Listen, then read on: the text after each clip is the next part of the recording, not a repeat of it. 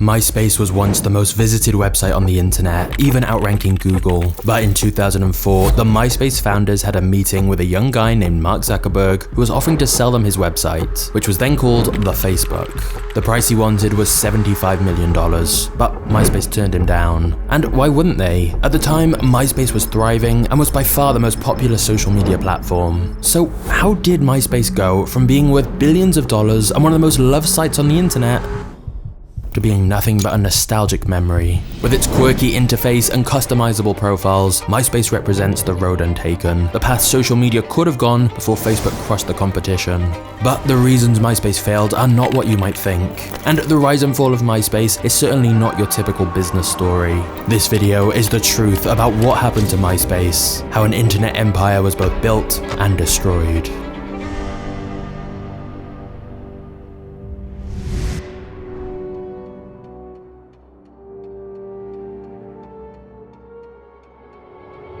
The domain name MySpace.com was initially bought for an internet storage business, essentially an early version of cloud hosting like Dropbox or Google Drive.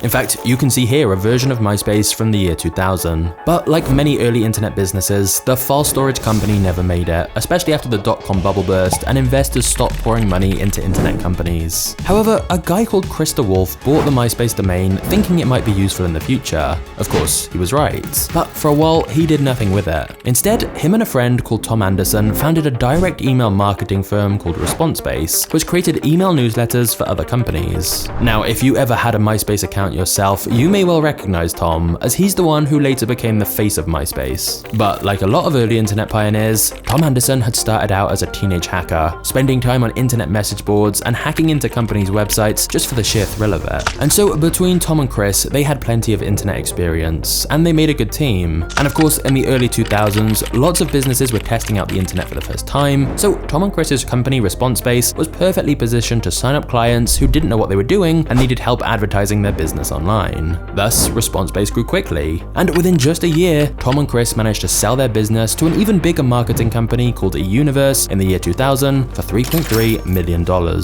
Now, this company, eUniverse, would later become most well known for being MySpace's parent company, but in 2002, before MySpace was created, eUniverse owned a bunch of different websites, some of which were a little dodgy. In fact, eUniverse was once dubbed the trailer park of the internet. The thing you have to remember is back then, internet users were a lot more naive. People were more likely to click on flashing banner ads, open spam emails, and buy products that seemed too good to be true, and usually were. And eUniverse capitalized on this. For example, eUniverse sold heavily marked up items like wrinkle creams, along with books such as How to Grow Taller. But probably eUniverse's most controversial site was the one that offered free downloads of mouse cursors, such as a cursor that looked like the American flag. Except when users downloaded the cursor, they unknowingly downloaded spyware that would track their activity across other websites. When the story eventually broke about this, eUniverse inevitably suffered from bad publicity. They later renamed their entire business to MagnatesMedia and tried to create a more professional persona. But the fact was, their company was in trouble. Users were gradually becoming less likely to click on unfamiliar advertising, and their newsletters were becoming less effective as spam filters were growing more sophisticated. As a result, eUniverse, or MagnatesMedia as they were now calling themselves, considered shutting down several of their sites, including ResponseBase. The original founders of ResponseBase, Chris and Tom, had still been working on it even after selling the business, and they realized they needed a new plan. Now, around this same time, early versions of social media sites had started to grow in popularity. For example, blog-type platforms such as LiveJournal. However, the biggest inspiration for MySpace was a site called Friendster, which was founded in 2002. Tom Anderson had seen what Friendster was doing, allowing people to connect online and share things with their friends, and thought the concept was really promising, but that it had a lot of issues. For example, Friendster had a closed system that made it difficult to connect with people you didn't already know offline. Plus, Friendster had other problems like very long page load times. Tom Anderson felt if the concept was done better, it had huge potential, so he approached his boss at MagnatesMedia with an idea, creating an improved Friendster without the restrictions. A successful social media venture could help move the company away from spam emails and banner ads, so MagnatesMedia agreed to the project. And Chris said he already had the perfect domain name they could use, MySpace.com.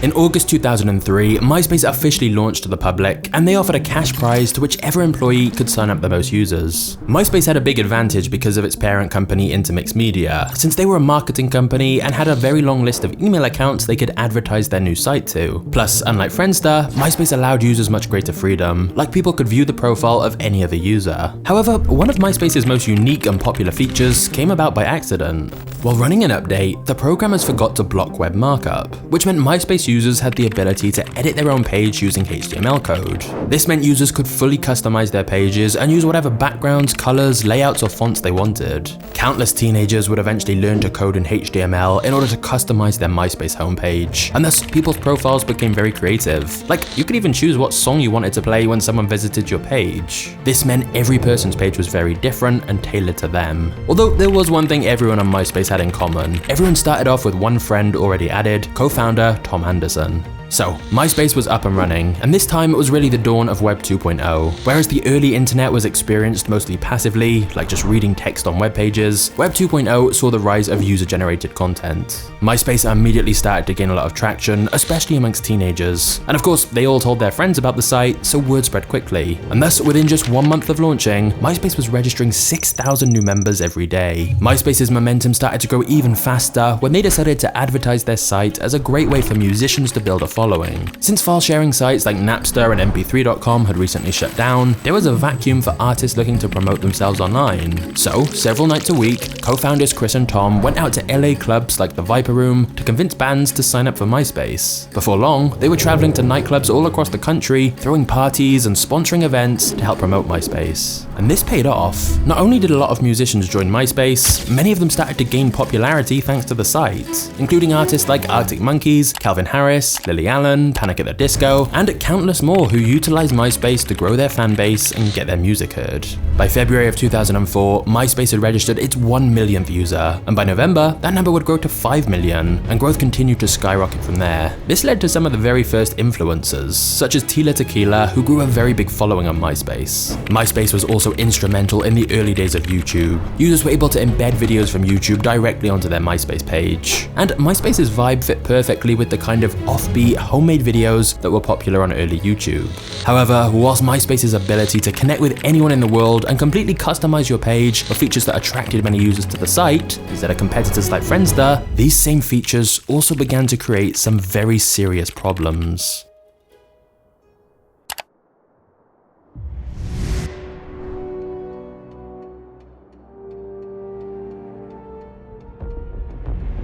A 2005 piece by MSNBC highlighted the amount of teenagers using sites like MySpace without their parents' knowledge, and shows like To Catch a Predator stoked fears of online predators. Plus, there were headlines about some adults using MySpace to pursue relationships with underage users. MySpace sought the advice of the online safety group Wired Safety, which recommended that MySpace actually lower its minimum age requirement, with the logic that this would encourage teens to be more truthful when registering and make it easier for MySpace to keep an eye on its most vulnerable users. However, it was too late. There was one particularly tragic incident where a 13-year-old girl named Megan Meyer was relentlessly cyberbullied through MySpace, leading to her taking her own life. And this wasn't an isolated incident. MySpace began to get a bad reputation for its lack of moderation and the amount of young, impressionable users receiving abuse. Additionally, there were reports of minors being exposed to adult content. Now, officially this wasn't allowed, and MySpace did employ moderators, but the handful of employees responsible for sifting through the countless thousands of images uploaded daily had an impossible task. This not only sparked concerns from parents, but also from advertisers. The lack of sufficient moderation made advertisers nervous, and despite the site's rapid growth, MySpace struggled to sell advertising, at least not for very good prices. It's reported around this time advertisers paid MySpace only 20 cents per 1,000 viewers, much lower than other similar sites. The media also started to question whether the site was safe for its young user base, and whilst the MySpace team were focusing on trying to address these issues, they completely neglected everything else. For example, in October 2005, a 19-year-old hacker named Sami Kamkar used MySpace to release the fastest spreading computer virus the world had ever seen. You see, because MySpace had given users so much freedom to edit the code of their pages, it meant malicious code could also be inserted, especially since MySpace had almost no security team. In just a few days, Sami created what would become known as the Sami worm. Thankfully, the worm Sami created was harmless. All it was designed to do was when someone visited his profile, profile, it automatically added Sammy as a friend and added words on their profile saying, most of all, Sammy is my hero.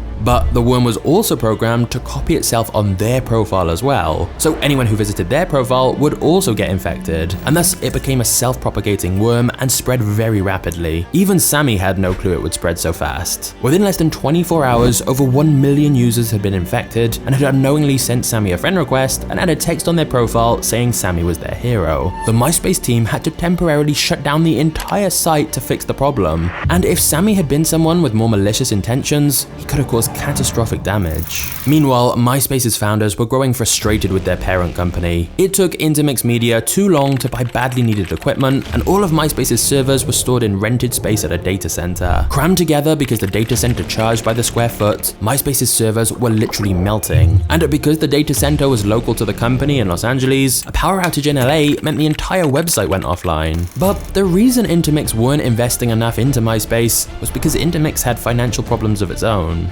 Anti-spyware legislation was popping up across the country, and private emails were leaked showing Intermix Media's use of spyware, a plan the CEO referred to as Operation Super Trojan. Intermix eventually agreed to pay fines of $7.5 million. The MySpace founders actually tried to disassociate themselves from their parent company, Intermix Media, since it had such an increasingly bad reputation. There's reports the MySpace founders got angry when MySpace t-shirts were produced that also had the Intermix logo on. And yet, despite all of these problems, the cyberbullying, the lack of moderation, the security holes, the poor infrastructure, the negative media attention, despite all of it, MySpace continued to grow quickly. It was simply fun to use, and people kept referring their friends to the site. But at this moment in 2005, a turning point in MySpace history occurs. MySpace co-founder Chris DeWolf met with Mark Zuckerberg about the possibility of acquiring Facebook. Zuckerberg wanted $75 million for his company, which Chris thought was too expensive, and so the deal never went ahead. Of course, now that we know Facebook later became worth literally hundreds of billions of dollars, this looks like a pretty terrible choice. But to be fair, back then, $75 million was a huge price for a fairly new, unproven internet company.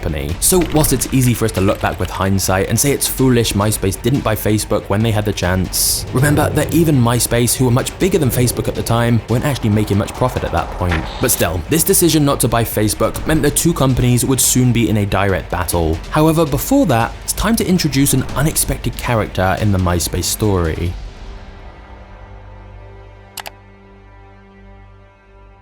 Before we get to the next chapter of the MySpace story, let's talk about you. Because we've seen how back when MySpace started, building things online was hard. You had to code the website yourself, manage server space, and countless other technical challenges. But thanks to today's video sponsor Shopify, now anyone can easily start, grow, and manage a business, even if you have no technical experience. I love that within minutes, you can design your website exactly how you want it and start accepting payments for your products or services. So the only question is, what is your business idea? Because if you watch my channel and like these business stories, there is a high chance you've thought about starting a business of your own. And that's why I think Shopify is great for entrepreneurs. They make the whole process of getting started so much simpler and help you bring your idea to life. And the best part is that if you use my link in the description below, you can get a completely free trial to test out Shopify for yourself. So just click the link below to get started now for free.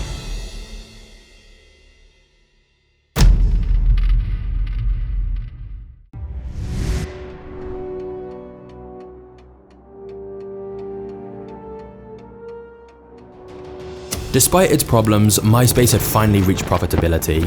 It was a small profit, but it was proof that there was money to be made here. And what was even more clear is that there was a lot of attention on MySpace. As a result, several legacy media giants saw MySpace as an attractive prospect and became interested in acquiring it. A bidding war was sparked between Viacom and News Corp, which was eventually won by News Corp, owner of the Fox networks, and much, much more. News Corp bought Intermix Media for $518 million. Although everyone knew that out of all the sites Intermix owned, it was MySpace that had really caught their interest. Now, this seemed like a large amount to pay for the site at the time, since back then many people were skeptical of whether advertisers would ever pay much to advertise on social media. But it's reported the MySpace founders were able to convince Rupert Murdoch, News Corp's founder, to buy the company in just one meeting, as they told him MySpace was actually the perfect media company, because users generate content themselves, so there's no content cost, and users invite their own friends, so there's no distribution or acquisition costs. Murdoch loved this, and thus the deal was was agreed. And for a little while after News Corp bought the business, things were going great. By July 2006, MySpace was receiving 54 million monthly visitors, and 75-year-old Rupert Murdoch appeared on the cover of Wired with the headline, "Rupert Murdoch, Teen Idol, News Corp and the Future of MySpace." However, whilst many thought Murdoch's money would save MySpace and help them fix their issues, this acquisition by News Corp had the opposite effect. MySpace became more corporate and bureaucratic after being bought by News Corp, and this slowed them down. They also now had strict advertising revenue targets to hit, and so monetization was prioritized above the product. And since ad rates were low, this meant News Corp just pushed more and more ads, including very low-quality, spammy ads that annoyed users. Ultimately, Murdoch viewed the site as a money machine, not a long-term business investment. He'd envisioned MySpace more as a way to distribute News Corp media rather than building a community platform. Facebook, on the other hand, had initially only allowed people with verified college email addresses to join their platform, which had helped give the site a feeling of exclusivity and hype. It wasn't until 2005 that Facebook had dropped its requirement of a college email address and opened Facebook to the whole world. Plus, in contrast to MySpace, Facebook had venture capital funding and was thinking more long-term. They operated more like a fast-moving startup, as they didn't have the same kind of bureaucracy and corporate bosses demanding advertising targets be hit.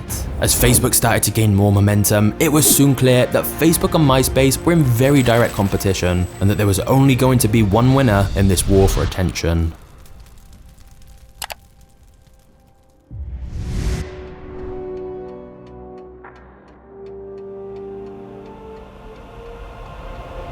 Despite both being social media sites, Facebook and MySpace were always different. For example, Facebook's design was minimalist, with little ability to customize. Everyone's page had the same format, and thus the site looked the same for everyone. Meanwhile, MySpace was extremely customizable, but this actually created a lot of issues. Like users' cluttered profiles with custom codes slowed down browsers, or some profiles would even play songs or videos automatically, which a lot of people found very annoying. It was messy and chaotic. Because the fact is, most people are not good designers, and so letting people do whatever they wanted meant people's profiles were often unreadable, had horrible color clashes, and were filled with animations and flashing images. While some people liked this, a divide started to take shape. MySpace was more for teenagers, and Facebook was more for college students and adults. As it seemed to have a wider mass appeal, Facebook maintained a very clean, consistent, and user-friendly experience across the whole site. So whilst MySpace was great for kids who'd grown up on the internet, Facebook seemed more organized and easy to use for everyone else. MySpace's more customized approach also made introducing new features much harder and slower, since everyone's pages were completely different. Facebook, on the other hand, with its sleeker, more uniform approach, could move faster. They also let external developers create apps for Facebook, whereas MySpace mostly tried to do everything themselves, which meant they were slower to develop new features. Facebook's introduction of the newsfeed feature also made Facebook feel more like a community, and it began to grow a lot faster. But for now, MySpace was still the world's leading social media service, and its user base was still growing quickly. In June 2006, versions were released in the UK, Australia, and Germany, followed by versions for a dozen other countries. Research company eMarketer announced that in 2006, MySpace generated $180 million in revenue in the US alone, which at the time was twice the combined revenue of Facebook, Friendster, and AOL Instant Messenger. At its peak, in January 2007, MySpace was registering 320,000 new members a day. So MySpace still had the advantage despite Facebook's recent growth. In June 2007 came the launch of MySpace TV, including a TMZ celebrity gossip channel and MySpace's first original program, Roommates. The thing is, MySpace were missing where the real money was in social media. That same year, 2007, Facebook launched its Facebook ads platform, leveraging user data to create an ad system that let advertisers target users very specifically using all the personal data Facebook had on its users. This was extremely useful for advertisers and thus very profitable for Facebook. They moved faster than MySpace and attracted more advertisers. MySpace, on the other hand, continued to have internal issues and disagreements. They tried several new CEOs, but the first one left after a year and the next one after just 4 months. MySpace began to lose both money and traffic each year. It didn't help that MySpace's website had initially been built using a software called Cold Fusion. This had been good at the time as it allowed them to build the MySpace website extremely quickly and get to market fast, but it now meant MySpace's infrastructure was not as scalable and created a bunch of technical challenges. Ultimately, with its buggy applications, the annoying ads plastered everywhere, and its seedy reputation in the media, MySpace's popularity was starting to fall. Hey guys, before we get to the next part of the story, I just want to say that if you find these videos interesting, please consider turning on notifications for MagnatesMedia. I'm working on some even bigger projects right now, so if you want to make sure you see them when they're ready, just hit the notification bell now. Also, I just want to say a massive thank you for watching this channel. These videos do take a long while to make, so honestly, I really appreciate all your comments and support. So yeah, thank you for everything, and now let's get back to the story.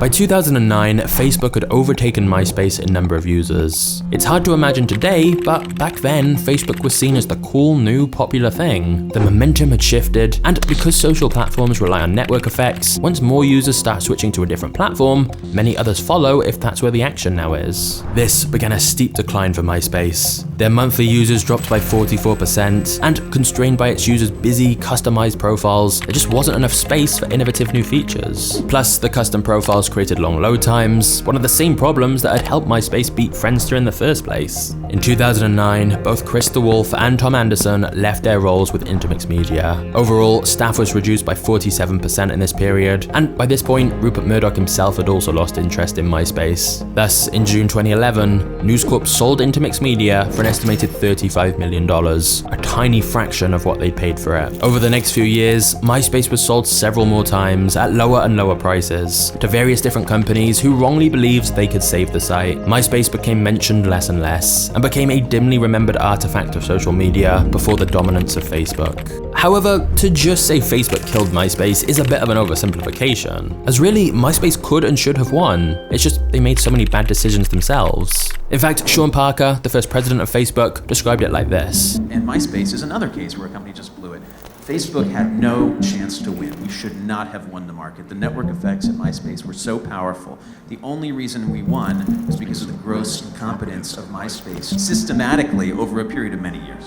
Whilst that's perhaps a little harsh, it's hard to deny that MySpace had a huge lead on Facebook, and that with some better decisions, they could have perhaps remained the king of social media. And it would be interesting how different the world might be if they had. But technically speaking, MySpace is still alive today, except it's now completely focused on music. And in 2019, MySpace did generate some headlines for the first time in a while, just not for the reasons they wanted, as MySpace announced that due to a mistake while migrating servers, the company had lost nearly 50 million songs. In an instant, the company had accidentally deleted nearly 2 decades worth of music that had been uploaded to MySpace, much of it by unsigned artists and without official releases, meaning there might not have been another copy. This was just yet another example of poor management and mistakes in MySpace's troubled history. Of course, for lots of people, MySpace still brings back many fond memories. And as for everyone's old friend Tom, the whole MySpace experience wasn't really a failure for him at all. He made millions of dollars from selling his sites, and is now happily retired, traveling the world, enjoying his love of photography. Although, as he shares his photos on platforms like Twitter and Instagram, he must surely think about what could have been if MySpace had made some better decisions. Now, speaking of internet companies that were once very successful, but then lost their dominance after turning down the chance to buy Facebook, have you heard about the story of Yahoo? You're not going to want to miss this one. Just click the thumbnail on screen now, and I'll see you there. Cheers.